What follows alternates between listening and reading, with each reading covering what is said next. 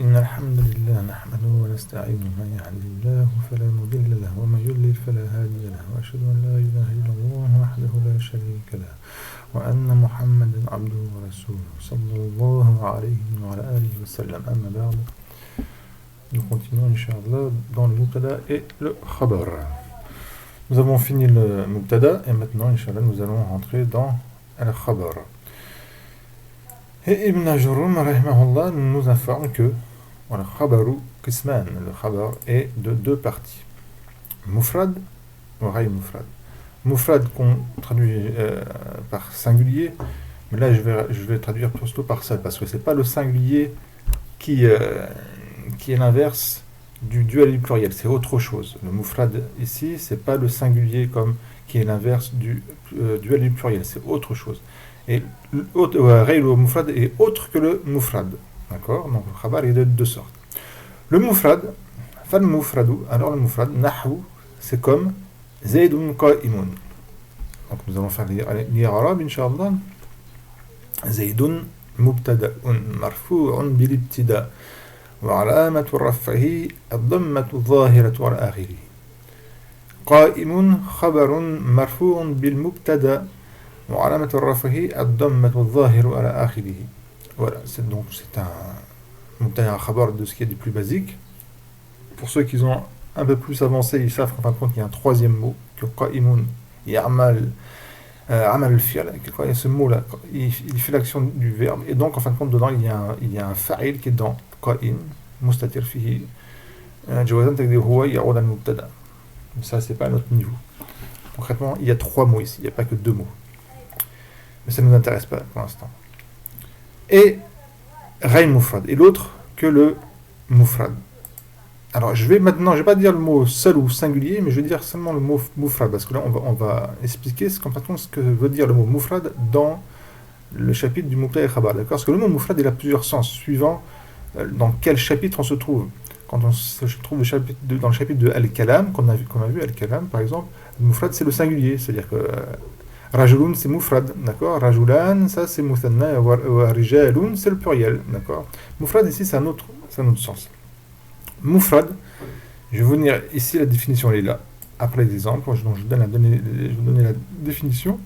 Al-Mufradu huwa ma laysa bi jumlatin wa la shay bi jumla. Wa qad yakun mudafan wa muthanna wa jama'a. C'est quoi le Mufrad? C'est dans le chapitre du Mubtada et du Khabar. C'est ce qui n'est pas ma laysa, ce qui n'est pas une phrase et non plus ce qui ressemble à une phrase.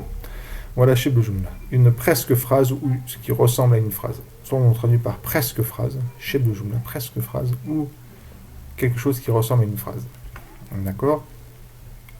Et le mufrad, qad yakun mudafan, il peut qu'il soit mudaf, il peut être muthanna et il peut être jama'an. Et tout va bien s'éclaircir quand on va voir ce que c'est que chef de jumla. Donc, le mufrad, c'est exactement un khabar quand il est mufrad, c'est par exemple Qa'imun dans Zaydun Qa'imun, c'est l'exemple que Ibn Ajurrum rahimahullah nous a donné. Un autre exemple que je vous mets, Zaydun sahibu ilm, vous voyez que Zaydun c'est le mubtada, le même i'rab que Zaydun Qa'imun. Sahibu, c'est exactement le même i'rab que Qa'imun, donc c'est un khabar marfou' bil mubtada, wa alamat ar-raf'ihi ad-damma, l'indication de son raf c'est un damma. Wa huwa mudaf, et il est mudaf. Wa ilmin mudaf ilay. مجرور بالمضاف علامة جره الكسرة. D'accord? Maintenant on va prendre un autre exemple. النساء ساجدات. Les femmes sont en train de se prosterner, se prosternent. Ça c'est un nom, c'est pas un verbe, mais sont en prosternation. النساء c'est un mubtada, d'accord? C'est un pluriel, hein, mais on dit mubtada. Marfou' bil-ibtida, et marfou', ce mot-là est marfou' par le fait qu'on commence par lui. Alamat ar-raf'i, l'indication de son raf, c'est le damma. Sajidatun, c'est un khabar. Marfou' bil-mubtada, c'est le mubtada qui est rendu marfou'. Alamat ar-raf'i, ad-damma. D'accord? Et vous voyez que sajidat, c'est un pluriel, c'est un jam, et pourtant c'est un mufrad. Parce que le khabar ici, ce n'est pas une phrase ni ce qui ressemble à une phrase, comme on va voir ce qui est après. Donc, malgré que ce soit pluriel, c'est un mufrad. Maintenant, on va faire ce qui n'est pas mufrad. Donc, Ibn Jawm, rahimahullah, je vais monter ici, que ce soit au niveau. A dit, wa ghayr mufrad, et ce qui n'est pas mufrad. Arba'atu ashya, c'est 4 choses. Al-jar wal-majrour. Ici, il a dit al-jar wal-majrour, il n'a pas dit al-khafid wal-makhfoud.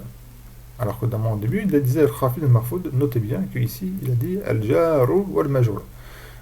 D'accord? Ce qui correspond exactement au khafid wal-makhfoud. C'est la même chose. Vous dites al-khafid wal-jar, c'est la même chose que al-makhfoud wal-majrour. Majrour correspond aussi à al-majrour. Wal-khafd correspond au jar. Donc, c'est al-jar, donc c'est un harf jar et le ism majrour. Quand le khabar, c'est un harf jar ou un et avec son ism majrour, donc le khabar, ça va être cet ensemble de 2 choses qu'on va appeler ghayr mufrad. Ça c'est pour les débutants. Hein, après, moi, je vais vous dire exactement où est le khabar. Pour le débutant, on dit que le khabar, c'est l'ensemble de ça. On va prendre l'exemple de Ibn Jawm a mis ici Zaydun fiddar, d'accord? Zaydun fiddar, qui veut dire Zayd est dans la maison. Zayd est dans la maison. Zayd mubtada marfou' amtarrafi ad-damma fi ism jar, et c'est un jar, c'est lui qui donne le jar, d'accord? Ad-dari ism majrour, c'est le ism majrour de harf al-jar. Wal majbour et l'ensemble, d'accord, du harf al-jar de ism majrour. Wal majmour, c'est un ghayr mufrad. Et c'est ce qu'on appelle aussi, ce que moi je vous avais dit, shibl jumla, ce qui ressemble à ce qui est presque une jumla, presque une phrase, mais ce qui n'en est pas une. Et cet ensemble-là, de ces 2 mots, le khabar est obligatoirement marfour, d'accord? Donc il y a un raf. Et comme vous voyez, là, il y a un kasra. On dit que cet ensemble-là, fi mahal raf, est dans un état de raf. Parce que c'est le mubtada. Et cet état de raf a été donné par le mubtada. On a un raf, mais ce raf ne peut pas se mettre avec un dam ni rien. Donc on va dire que cet ensemble de mots est dans un état de raf. Ça, c'est le i'rab qu'on donne pour les débutants. Je vais vous donner la vérité où est en fin de compte le khabar. D'accord? Mais pour nous, à notre niveau, pour l'instant, on dit que le khabar, c'est cet ensemble, c'est ce qu'on appelle shibl jumla. Shibl jumla, c'est le khabar, c'est l'ensemble de ism jar, harf jar ou ism majrour. Et cet ensemble-là de 2 mots est dans un état de jar, de raf, excusez-moi, sur le khabar est un raf obligatoirement. Ensuite, il dit wa dharf. Et dharf, c'est sur ces 2 choses. Il y a dharf zaman et dharf makan, qui est sous un seul chapitre qu'on appelle al-malfoul fihi. Al-malfoul fihi, comme on étudiera plus tard, dans Ibn Jawm, il se divise en 2, qui est al-dharf zaman ou al-dharf makan. On va prendre ici, Ibn Jawm a donné un exemple avec un dharf makan. Zaydun, Zaydun est chez toi. Zaydun est chez toi, auprès de toi, d'accord, est chez toi. Zaydun mubtada, d'accord, marfou'. Indaka, ça va être le même problème que pour le harf jar et le ism majrour. Il y a 2 mots. Inda, c'est un is, c'est pas un harf. Contrairement à ce que certains peuvent penser, les débutants, des fois on peut se tromper. On pense que inda, comme ma, c'est un harf, alors que non, c'est un ism. C'est un ism inda. C'est un dharf makan, donc c'est un mafoul fihi. Et comme tout mafoul, il est mansoub. Wa nasbihi al-fatha. Donc il est mansoub, il n'est pas marfou'. D'accord? Bien que, comme pour le harf jar ism majrour, c'est l'ensemble qui est le khabar, c'est pas inda, et c'est pas le kaf qui est le khabar, mais c'est l'ensemble des 2 qui est le khabar, et c'est l'ensemble des 2 qui est dans un état de raf. Je reviens. Inda, lui, il est mansoub. Il est mansoub. Parce que c'est un mafoul fi, dharf makan. Et il est mudaf, ou al-kaf mudaf ilayhi.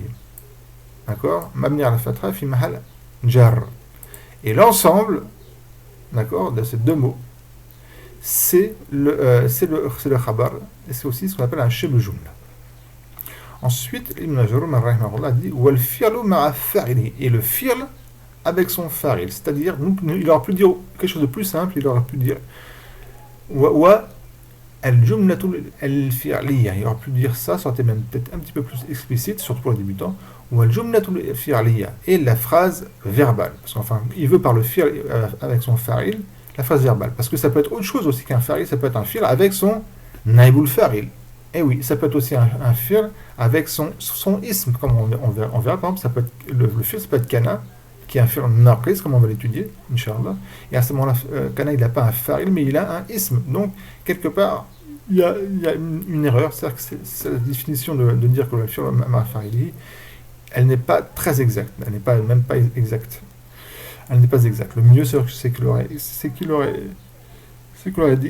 dit wal jumlatul fi'liya, et la phrase verbale. Ça englobe toutes les formes de fi'l avec son marfour. Son marfour, c'est un fa'il, ça peut être aussi un ism. Mais il va donner l'exemple. L'exemple est bon, il n'y a pas de problème. Et l'exemple, c'est celui-là. Zaydun qama Abu. Alors là, si vous n'avez pas encore étudié ça, tenez bon, on va le faire. Zaydun qama Abuhu. Ça veut dire quoi, d'après vous? Zaydun qama Abuhu. Zaydun s'est mis debout son père. Zaydun s'est mis debout son père. Son père, Zayd, il s'est mis debout. D'accord? Zaydun, c'est quoi? C'est le mubtada marfou' ramt al-rafi ad-damma. Qama, ça c'est un fi'l, comme il l'a dit ici. Fi'lun madin mabni ala fatha. La mahalla lahu min i'rab. Abu, et non pas Abuhu, mais Abu, c'est le fa'il, c'est celui qui fait l'action du verbe, celui qui fait le qiyam, celui qui fait le fait de se mettre debout. D'accord? C'est Abu qui est le fa'il, et il est marfou' ala al-rafi al-waw li'annahu min al-asma' al-khamsa. وهو مضاف, il est mudaf, d'accord? والها, le damir qui est ici, ah, merci, il ne veut pas apparaître, ça n'est pas grave, donc le ha qui est ici, il est mudaf ilay, mabni ala dhamma fi mahal jar. Donc Zaydun, comme Abu, Zayd s'est mis debout son père. Et ça, c'est une phrase verbale, d'accord? Il y a un mubtada. Il est où le khabar? Eh bien, le khabar, c'est la phrase verbale. C'est cette phrase-là qui est composée du verbe et du fa'il. Ça peut être autre chose qu'un fa'il. Ça peut être, comme je dis, un nabil fa'il, comme ça peut être un naqis, et donc il y aura un ism, non pas un fa'il. D'accord? Donc faites attention à ce qu'il a mis ici, parce qu'il a. C'est beaucoup plus large que lui, ce qu'il a mis. Il n'a jamais dit al-fi'l ma'a fa'ilihi, et c'est très restrictif. C'est-à-dire qu'il a fait sortir des choses qui, normalement, devraient rentrer. Le mieux, c'est que vous dites wal jumlatul fi'liya, et la phrase verbale. Donc cette phrase verbale, هذه الجملة الاسمية هي الخبر, c'est le khabar. Et comme pour le shibl, et c'est pas une shibl jumla, c'est une jumla, d'accord? Le harf jar avec ism majhoul, c'est un shibl jumla, cet ensemble, c'est l'ensemble des deux. Attention, c'est pas le harf jar ou ism majhoul, mais c'est l'ensemble des deux, c'est ce qu'on appelle un shibl jumla, et c'était le khabar d'un état de raf. Indaka, l'ensemble de ces deux mots-là, c'était shibl jumla. Il était dans l'état de raf, khabar, et là la jumla, on ne dit pas shibl jumla, bien sûr, on dit al jumla, la phrase, elle est comme pour le shibl jumla, elle est dans un état de raf, parce que le raf ne peut pas venir. Le dama, celle qui est de sur le haut, c'est un dama de binaire, d'accord, d'invariabilité. Il est dans un état de raf, c'est le khabar. Ensuite, il dit wal mubtada'u ma'a khabari, et le mubtada avec son khabar. Ici, pareil, le mieux c'est qu'il aurait dit. Et wal jumlatul ismiya, le mieux c'est qu'il aurait dit, c'est qu'il aurait marqué, et la phrase nominale. Par contre, l'exemple est très bon, il n'y a pas de problème, on va le faire. C'est ici, hop, à partir de Zaydun, et pas à partir de waw, la phrase qui est ici. Zaydun mubtada marfou' bil ibtida' amt ar-rafi' damma. Toujours ici, pas de problème, c'est ici. Jariyatuhu dhahibatun. Zaydun, son adolescente, sa jeune fille, Zahibatun, est partie. En Jariya, c'est comme pour Roulam. Roulam, si vous l'avez dit, Roulam, ça veut dire un adolescent, un jeune ou autre que, c'est pas seulement que l'adolescent, mais c'est un jeune homme. Jariya, c'est une jeune fille. Et on l'utilise aussi pour dire la femme esclave. D'accord? Par politesse, pour ne pas dire la femme esclave, on dit Jariya. Comme pour l'homme esclave, on ne va pas dire l'abd, on va dire al-Roulam, mais ça revient exactement, c'est la femme esclave, celle qu'on peut posséder, qu'on achète, qu'on vend, quand on décède, les héritiers en héritent, on peut la donner, etc. Donc les règles de la femme esclave et de l'homme esclave se trouvent dans les livres de fiqh. C'est pas ici qu'on fera les lois de l'esclavage en islam. Donc, jariyatuhu, je vous indique simplement ce que linguistiquement veut dire jariya et comment il est utilisé en langue arabe. Donc, jariyatuhu est parti. Donc, Zaydun, sa jeune fille, est partie. Jariya, donc, et là, vous voyez que ça ressemble à Zaydun comme Abu. Zaydun et son père s'est mis debout. Parce que là aussi, c'est comme vous l'avez deviné, je pense, le khabar, c'est la phrase, mais au lieu qu'elle soit verbale comme ici, elle est ismiya, c'est une phrase nominale. Parce que jariyatu, et non pas jariyatu, mais jariyatu, voilà, c'est un mubtada. Et on dit que c'est le mubtada thani, c'est le deuxième mubtada. Donc Zaydun, c'est le mubtada awal, c'est le premier mubtada. Et je vous le dis de suite pour que ça soit plus simple, son khabar, c'est l'ensemble de ces mots-là, c'est-à-dire son khabar à Zaydun, c'est la phrase nominale. Ici, هذه الجملة اسمية. الخبر هو هذه الجملة الاسمية, d'accord? C'est ça le khabar de Zayd, c'est cette phrase ici qui est ismiya, الجملة الاسمية. Maintenant, il faut faire l'irlab de cette jumla ismiya, comme on a fait l'irlab de cette jumla al-fi'liya. Donc, jariyatu, c'est un mubtada. Le mot jariyatu, c'est un mubtada. Marfou' bil ibtada, il est marfou' par l'ibtada, parce qu'on commence cette phrase par jariya, parce qu'on là on fait pas attention à Zaydun, d'accord, parce que c'est une phrase à elle seule, jariyatuhu zahibatun, et donc on commence par le mot jariya, donc c'est un is, on commence par ce mot-là, donc c'est comme il est mubtada marfou' bil ibtada, wa amat ar-rafi' damma, wal mubtada mudaf, et le mubtada ici il est mudaf, wal ha mudaf ilay, d'accord, wal ha mudaf ilay, mabni ala damma fi mahal jar. Zahibatun khabarun lil mubtada thani. Zahibatun, c'est le khabar du deuxième mubtada, c'est le khabar non pas de Zaydun mais de Jariya. D'accord? Zahibatun khabar marfou bil mubtada alam tarafi ad-damma, il n'y a pas de problème. Regardez bien. On enlève le mot Zayd, d'accord? Et on prend seulement cette phrase là. Moi imaginez qu'on est en train de parler de Zayd. Zayd, je sais pas moi, il a tel âge, etc., etc. Et puis moi je vous dis, tiens, jariyatuhu zahibatun, sa jeune femme, elle est partie. C'est une phrase qui est très bonne, il n'y a pas de problème. Il y a un mubtada, jariya, ou le mudaf, et zahibatun, le khabar. D'accord? Donc on voit très bien que cette phrase-là, elle seule, même s'il n'y avait pas Zaydun avant, elle suffit. C'est une jumla tamma, d'accord? Moufida, c'est une jumla qui profite. Parce qu'on sait de qui on parle, c'est parce qu'il y a roux. Sinon, j'aurais dit jariyatu zaydin dhahibatun. Jariyatu zaydin, à la place du damir, le marque Zayd, la jeune fille de Zayd est partie. Mais étant donné qu'on est dans une discussion, qu'on est en train de parler de Zayd, au lieu de dire Zayd, je dis roux, d'accord, lui, la fille, sa jeune fille, dhahibatun, est partie. Donc on voit bien que cette phrase-là, c'est bien une phrase nominale qui est moufida tamma, d'accord, qui est profitée, qui est complète. Et le khabar de Zaydun ici, c'est la jumla ismiya. Et donc, vous comprenez que Rayn Mufrad, c'est ce qu'on appelle, c'est soit ça englobe deux choses. Lui a dit Arba Ashar, c'est vrai, et mais Arba Ashar, en fin de compte, sont compris en deux choses. Il y a Sheb le Jumla, et Sheb le Jumla, c'est le Jar wal Majur, un. Deuxième chose de Sheb le Jumla, c'est le Zarf, qu'il soit Zarf Makan ou Zaman. Et la deuxième chose, c'est la Jumla, et la Jumla, elle est soit fi'liya ou soit ismiya. Donc, Rayn Mufrad, ça englobe deux choses, Sheb le Jumla et El Jumla. Et Sheb le Jumla, c'est deux choses, c'est le Harf Jar ma ismihi, d'accord, c'est Harf Jar ma ism majrur, et le Zarf. Et le Zarf, comme vous savez, c'est un Zarf Makan, Zarf Zaman, et la Jumla, c'est la Jumla fi'liya ou la Jumla ismiya. Je répète pour bien que ça s'ancre. Maintenant, on va lire cette chose-là. Comme je vous ai dit, là, c'est parce qu'on a fait.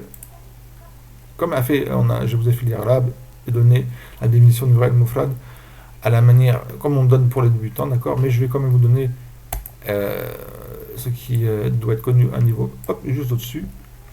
On va voir en vérité où est le khabar pour le Sheb Jumla.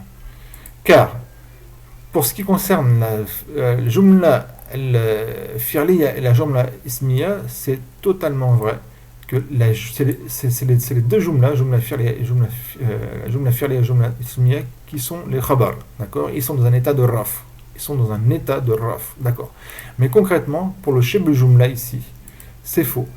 Le shibl jumla, ce n'est pas l'ism harf jar ou l'ism majrur qui c'est pas cet ensemble qui est le khabar. Il n'est pas dans le tas de raf, en vérité c'est faux, on va le voir ici. Inna shibl jumlati laysa huwa al khabar. Certes, le shibl jumla ce n'est pas le khabar, fi al-haqiqa, en vérité.